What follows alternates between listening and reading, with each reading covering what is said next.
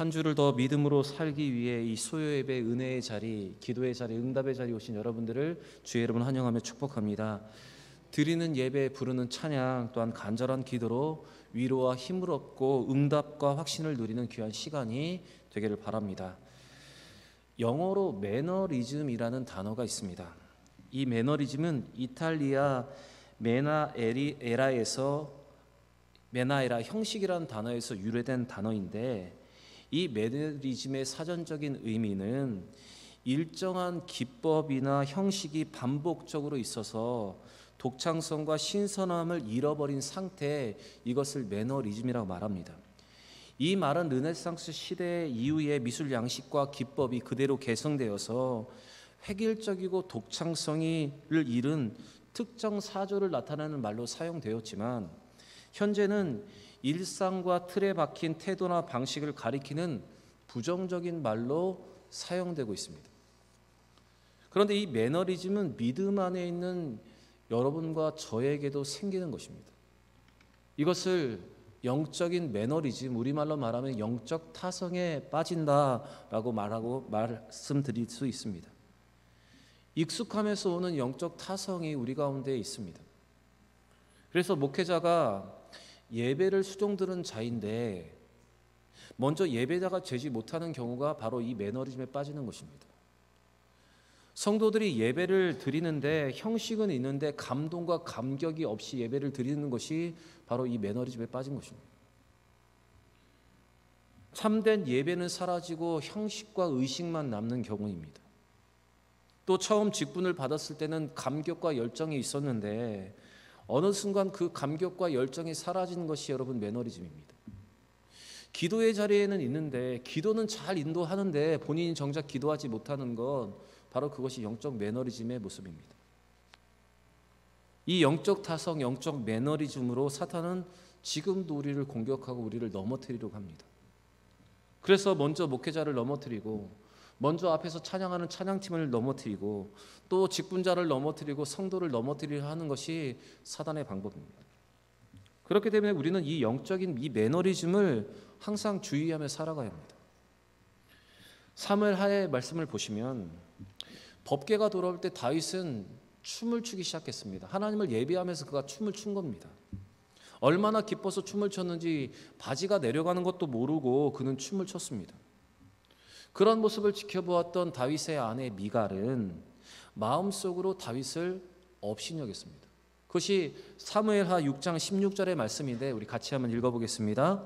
여호와의 궤가 다윗성으로 돌아올 때에 사울의 딸 미갈이 창으로 내려보다가 다윗 왕이 여호와 앞에서 뛰놀며 춤추는 것을 보고 심중에 그를 업신여기니라.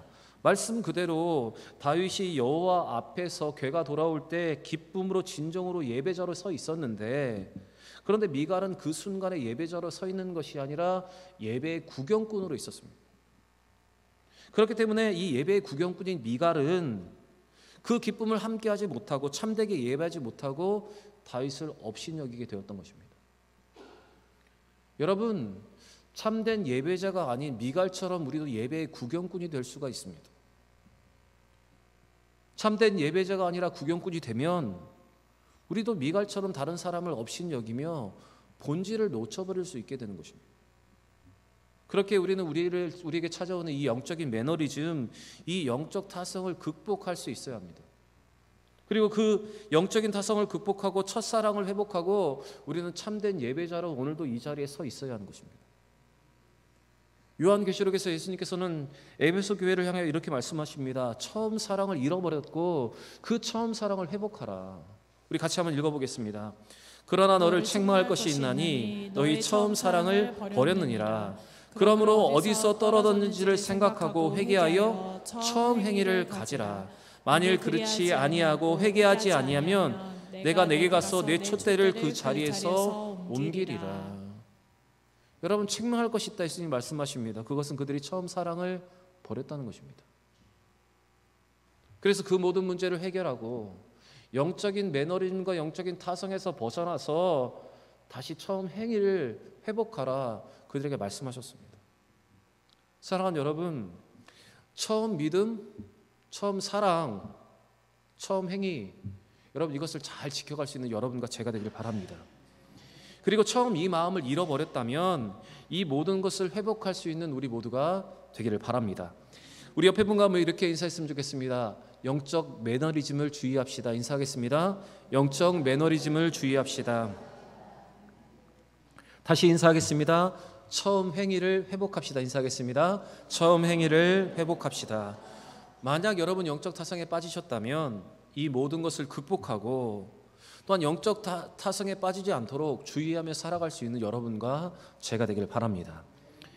예수님은 각처에서 하나님의 나라를 선포하실 때 함께 하였던 사람들이 있습니다. 그 사람들이 누구인가 하면 예수님의 12 제자와 또한 여러 여인들이 예수의 일왕을 섬기면서 그들과 함께 했습니다. 지금으로 말하면 선교팀이 있었는데 그 선교팀 안에 예수님의 12 제자와 그들을 돕는 여인들의 무리가 있었다는 것입니다.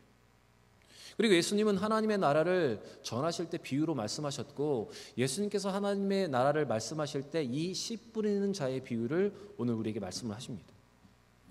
예수님께서 각 성과 마을을 두루 다니며 하나님의 나라를 선포하실 때 함께 했던 사람들이 있습니다. 첫 번째 무리는 예수님의 12명의 제자였고, 또 다른 무리들은 예수님과 제자들을 섬겼던 여인들의 무리였습니다. 먼저 예수님은 제자들과 함께 하시면서 모든 사역을 그들에게 보여주셨습니다. 우리 1절 말씀 같이 한번 읽어보겠습니다. 그 후에 예수께서 각 성과 마을에 두루 다니시며 하나님의 나라를 선포하시며 그 복음을 전하실 때 12 제자가 함께 하였고, 예수님의 모든 사역 가운데 누구와 함께 했다고요? 12명의 제자들과 함께 하였다라고 기록하고 있습니다. 예수님께서 이렇게 제자들과 모든 것을 함께 하신 이유는 예수님의 제자들은 장차 예수님의 사역을 계승할 자들이었기 때문에 예수님은 그들과 함께 하시면서 말씀을 그들에게 가르치시고 또한 예수님의 모든 본을 보여주시면서 그들이 예수님 닮기를 바라셨기 때문에 제자들과 함께 하신 것입니다. 제자들은 예수님과 함께 하면서 말씀도 배우고 그분의 사역을 보고 또한 느끼고 깨달았습니다. 그래서 사도행전을 보시면 예수님이 십자가에 죽으셨을 때 제자들은 무기력해 예수를 버리며 도망하였지만 성령이 그들에게 임한 이후에 제자들의 모습을 보시면 그들은 과거에 예수님이 행하셨던 그대로 능력과 기적과 기사를 베풀고 하나님의 말씀을 담대히 선포하는 사람들이 되었습니다. 여러분 3년의 이 공생의 기간에 동행했던 제자들이 이제 예수님의 모습을 그대로 하게 된 것입니다. 여러분 사람은 본 것을 합니다. 그리고 해본 것을 또 하는 것입니다. 그래서 우리의 시선, 우리의 시야, 또한 우리의 행동은 우리가 보았던 것, 우리가 배웠던 것을 하는 것입니다. 그래서 여러분 배우는 것이 중요하고 또한 함께 모든 것을 공유하는 것이 중요합니다. 특별히 우리는 믿음의 사람이기 때문에 믿음을 잘하기 위해서는 우리는 하나님과 가까이 해야 하고 예수님과 동행하는 삶을 살아가야 합니다. 그리고 우리는 하나님의 사람들, 참 하나님의 사람들과 함께 해야 됩니다. 말씀을 배울 수 있고 본이 되는 사람들과 함께 하는 것이 여러분 그래서 중요한 것입니다. 그래서 갈라디아에서 바울은 갈라디아 교인들을 향해서 이렇게 말합니다. 갈라디아서 6장 6절입니다. 우리 같이 읽겠습니다. 가르침을 받는 자는 말씀을 가르치는 자와 모든 좋은 것을 함께 하라. 지난 주일에 이제 제자반 1단계가 시작되었는데 청년반이 시작되었습니다. 그런데 청년 9명이 제자반 1단계를 하겠다고 모였습니다. 여러분 말씀을 듣겠다고 하는 그들의 모습을 보시면 말씀을 배우고 또한 저와 함께 하면서 하나님께서 원하시는 그 믿음의 길을 가겠다고 지금 다짐을 하고 있는 것입니다. 그래서 여러분 말씀을 전하는 자와 같이 좋은 것을 함께 하는 것, 여러분 그것이 우리의 믿음을 성장할 수 있게 하는 좋은 기회가 되는 것입니다. 여러분 예수님께서는 3년이라는 그 기간 동안 제자들과 함께 하시면서 그들을 사도로 양육하셨습니다. 그런 것처럼 우리도 예수님과 동행하며 좋은 것을 배울 수 있는 사람들과 함께하여 우리의 믿음이 깊어져야 하고 우리의 믿음이 더 성숙해져야 하는 것입니다. 여러분 우리는 주변 사람들의 영향을 받게 되어 있습니다. 그래서 금묵좌우 근주자적입니다. 검은 것을 가까이 하면 검게 되고 붉은 것을 가까이 하면 붉게 되는 것입니다. 그러나 좋은 것을 같이 하고 좋은 것을 보면 우리는 그 영적인 좋은 것들을 본받게 되는 것입니다. 그래서 여러분 주변에 한번 사람들을 보시기 바랍니다. 여러분의 주변에 있는 사람들이 나에게 좋은 말씀을 전해주는 영적인 멘토인지, 나에게 선한 영향을 주는 선한 사람들인지를 보시면서 여러분 믿음의 사람들과 함께 좋은 것을 함을 통해서 예수님의 제자들이 예수님과 함께함으로 예수님을 닮아가는 사람들이 되었던 것처럼 그렇게 믿음으로 살아갈 수 있는 여러분과 제가 되길 바랍니다. 예수님이 공생의 사역을 하실 때 제자들과 함께하면서 또한 예수를 따랐던 한 무리가 있었습니다. 그 사람들은 누구인가 하면 바로 예수님과 제자를 섬겼던 여러 명의 여인들이었습니다. 우리 2절과 3절 말씀 같이 한번 읽어보겠습니다. 또한 악귀를 쫓아내심과 병고침을 받은 어떤 여자들 곧 7 귀신이 나간 자 막달라인이라 하는 마리아와 헤롯의 청지기 구사의 아내 요한나와 수산나와 다른 여러 여자가 함께하여 자기들의 소유로 그들을 섬기더라. 유대 사회에서는 전통적으로 여자는 남자의 소유물로 여겼습니다. 그리고 온전한 인격체로 대우를 받지 못하던 시대였습니다. 하지만 예수님은 이 여인들을 자신의 사역팀, 선교팀에 합류를 시키셨습니다. 그리고 더 나아가 그 여인들의 이름을 구체적으로 지금 기록을 하고 있습니다. 그래서 남자들과 같은 제자요 예수님의 증인으로 지금 인정을 해주신 것입니다. 그리고 이 말씀을 자세히 보시면 그 여인들의 섬김, 그들은 자기들의 소유로 그들을 섬겼다라고 기록을 하고 있는데 바로 어떤 구체적인 섬김이었는지 모르지만 그들의 섬김을 통해서 예수님의 선교 사역에 큰 힘을 받았다라고 성경은 지금 기록하고 있는 것입니다.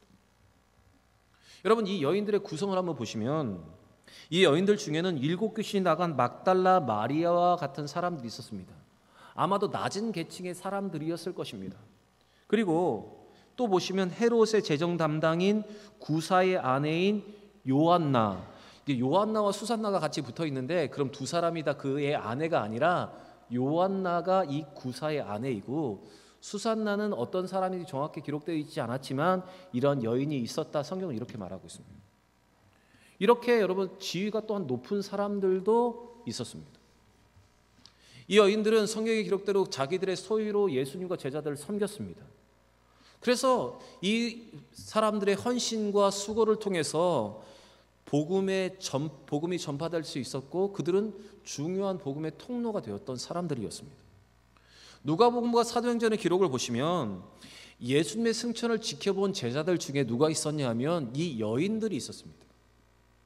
그리고 성령을 기다리며 마가의 다락방에서 기도할 때도 이 여인들이 120문도에 포함되어서 그 자리에 함께 있었습니다. 또한 예수님의 십자가의 고난에 대한 이해, 깊은 이해도 이 제자들보다 이 여자들이 먼저 깨달았습니다.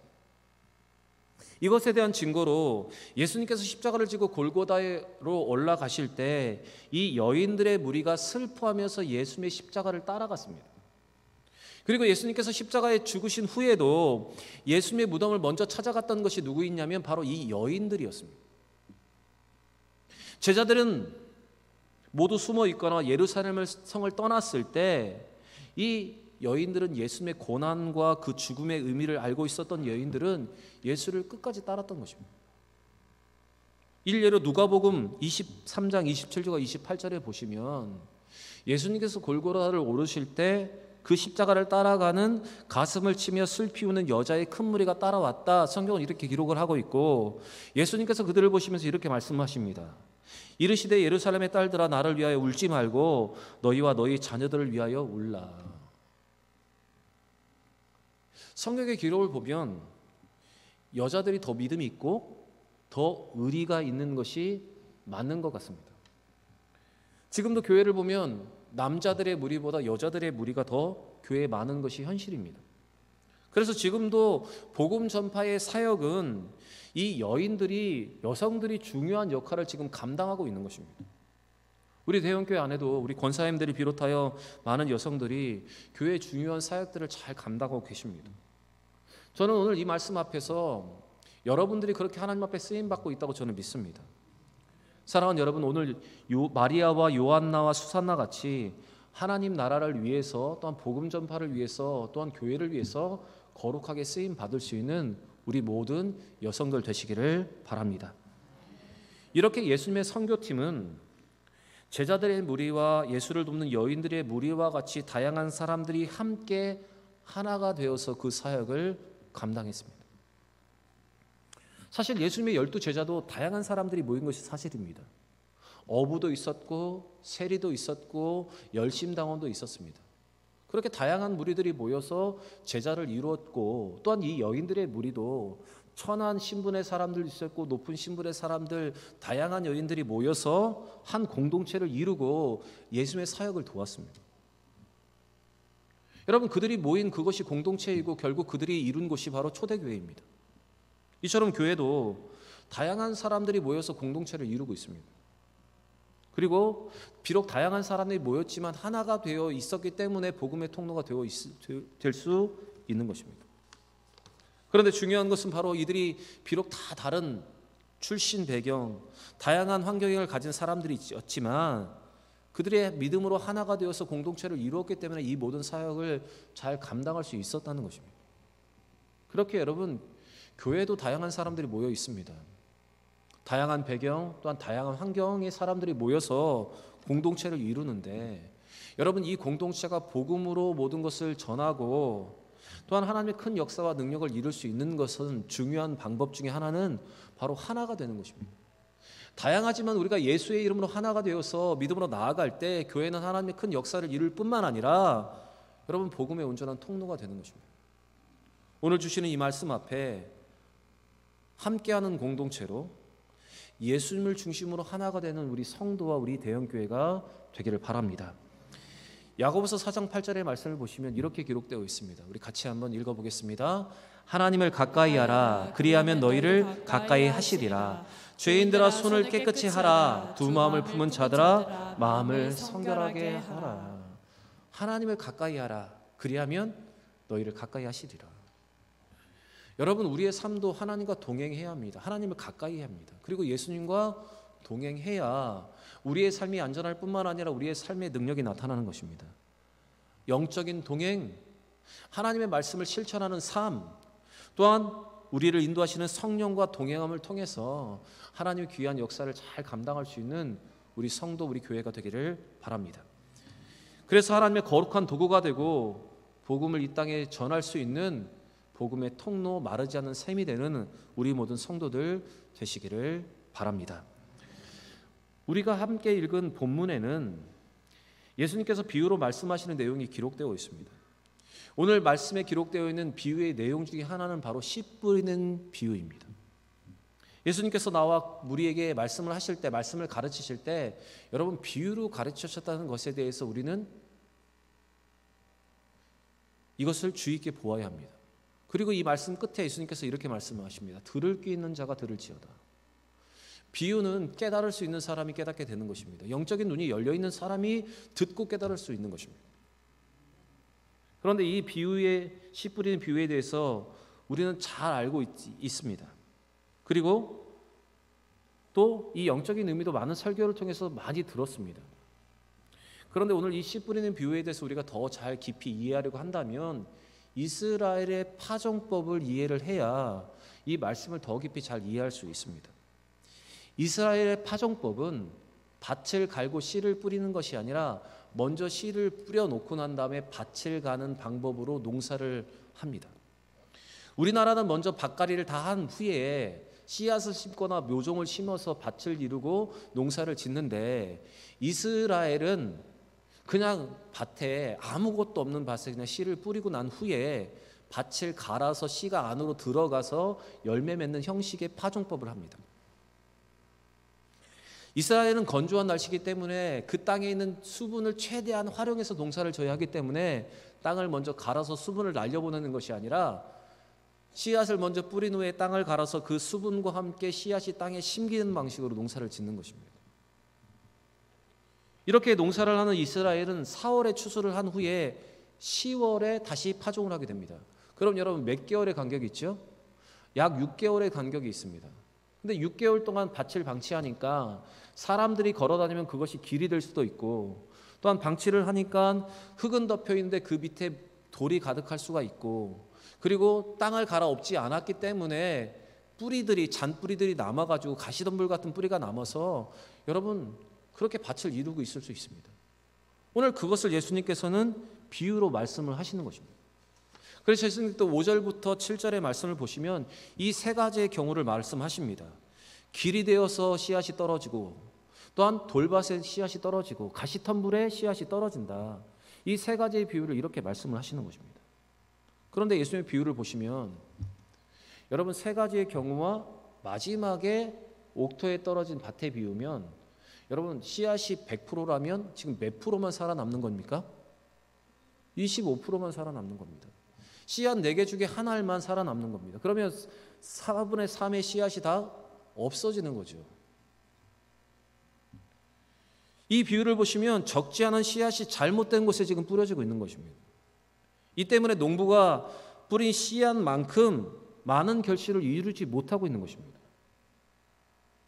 여러분, 어쩌면 오늘날도 이 모든 상황들을 영적으로 우리가 바라보면 이스라엘의 이러한 파종법과 같이 일들이 지금 우리 가운데 계속되고 있습니다. 바로 복음이 이렇게 전해지고 있고 말씀의 씨앗이 이렇게 뿌려지고 있다는 것입니다. 그런데 문제는 씨앗, 곧 말씀이나 농부, 말씀을 전하는 말씀 사역자가 사실은 문제가 있는 것이 아니라 문제는 어디에 있습니까? 밭에 있는 것입니다. 마음의 밭, 우리의 마음 상태에 달려 있는 것입니다. 씨앗의 문제가 아니라 밭의 문제입니다. 그런데 많은 사람들은 밭의 문제가 아니라 씨앗의 문제가 있고 또 씨앗을 뿌리는 농부에게 문제가 있다고 생각을 하는 경우가 많이 있습니다. 그러면서 더 좋은 씨앗을 찾아다니고 더 좋은 농부를 찾아다니기 위해서 교회를 옮기고 인터넷에 맞서 말씀을 찾아 헤매고 있습니다. 그러나 여러분, 만약 이것이 씨앗과 농부의 문제가 아니라 밭의 문제라고 깨닫는 사람은 더 좋은 말씀을 찾아 헤매고 다니는 것이 아니라 자기의 마음의 밭을 다시 경작하는 사람입니다. 성경의 말씀대로 씨앗과 농부의 문제가 아니라 밭의 문제이기 때문에 우리의 마음의 밭을 갈아엎는 것, 귀경하는 것이 필요하다는 것입니다. 여러분, 그래야 열매를 맺을 수 있습니다. 오늘 본문에서 예수님께서 말씀하시는 것도 바로 이 내용입니다. 8절 말씀 보시면 더러는 좋은 땅에 떨어짐에 나서 100배의 결실을 하였느니라. 이 말씀을 가지고 외치시되 들을 끼는 자는 들을지어다. 사랑하는 여러분, 우리 모두 들을 끼는 자가 되기를 바랍니다. 씨앗과 농부의 문제가 아니라 여러분 밭의 문제임을 깨닫고 우리의 마음의 밭을 다시 한번 귀경할 수 있는 여러분과 제가 되길 바랍니다. 우리에게 주시는 이 분명한 말씀의 의미를 깨닫고 그동안 우리가 씨앗의 문제이고 농부의 문제라고 생각했던 이 모든 것을 혹시 나의 마음의 문제가 아니었는가를 돌아보시면서 우리의 마음을 다시 한번 갈아엎고 쩍쩍 갈라진 그 땅에 다시 물을 대어서 농사를 하는 것처럼 그렇게 마음의 밭을 귀경할 수 있는 여러분과 제가 되길 바랍니다. 예레미야 4장 3절의 성경은 우리에게 이렇게 말합니다. 같이 한번 읽겠습니다. 유다와 예루살렘 사람들에게 이와 같이 이르노라. 너희 묵은 땅을 갈고 가시덤불에 파종하지 말라. 그 상태로 파종하지 말고 땅을 갈아엎어서 파종하라는 것입니다. 마음의 밭을 귀경하라는 것입니다. 또한 호세아 10장 12절에도 이렇게 기록되어 있습니다. 같이 읽겠습니다. 너희가 자기를 위하여 공의를 심고 인애를 거두라. 너희 묵은 땅을 귀경하라. 지금이 곧 여호와를 찾을 때니 마침내 여호와께서 오사 공의를 비처럼 너희에게 내리시리라. 여러분, 호세아는 분명히 외칩니다. 그들의 있는 모든 문제는 그들의 마음의 밭의 문제다. 그들의 신앙의 문제다. 그들이 여호와 하나님을 온전히 섬기지 못한 문제다. 이렇게 말씀하면서 그들의 마음의 밭을 먼저 귀경하라고 선포하라고 말씀하십니다. 사랑하는 여러분, 오늘 주시는 이 말씀으로 우리가 그동안 생각했던 씨앗의 문제와 농부의 문제가 아니라 밭의 문제인 것을 깨닫고 우리의 마음의 밭을 돌아보시면서 잘 귀경할 수 있는 여러분과 제가 되길 바랍니다. 그래서 우리의 마음의 밭이 좋은 밭이 되어서 그 밭에 심기운 씨앗이 100배의 결실을 맺는 역사가 우리의 삶 가운데도 일어나기를 원합니다.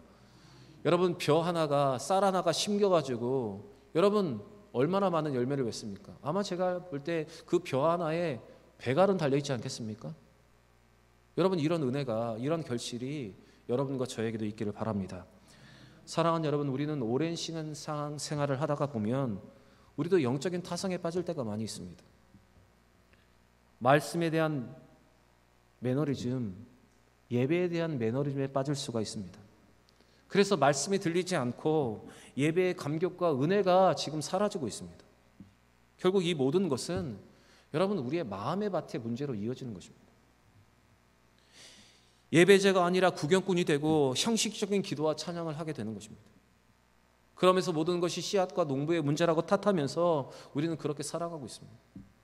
그러나 실상 이 모든 것은 우리의 마음의 문제입니다. 오늘 주시는 이 말씀으로 우리의 마음의 문제임을 깨닫고 마음의 밭을 잘 귀경할 수 있는 여러분과 제가 되기를 바랍니다. 그리고 오늘 주시는 말씀대로 예수님과 동행할 수 있는 우리 모두가 되기를 바랍니다. 이 시간 기도하실 때 우리의 연약함을 고백하며 마음을 귀경하여 다시 은혜를 구하여서 좋은 밭에 주시는 그 100배의 응답을 받아 누리는 우리 모든 성도들 되시길 바랍니다. 오늘 주시는 이 말씀의 깊은 의미를 깨닫고 붙잡고 기도하여 결단하여서 응답받는 귀한 기도의 시간이 되기를 축원합니다. 오늘 주시는 이 말씀으로 우리의 삶을 돌아보시면서 기도할 때 다시 한번 우리의 마음이 새롭게 되고 새롭게 된 우리의 마음에 주의 말씀의 씨앗이 심겨서 여러분 우리의 삶에서 형통함과 열매로 넘쳐나는 우리 모두가 되시기를 우리 구주 예수 그리스도의 이름으로 간절히 축원합니다.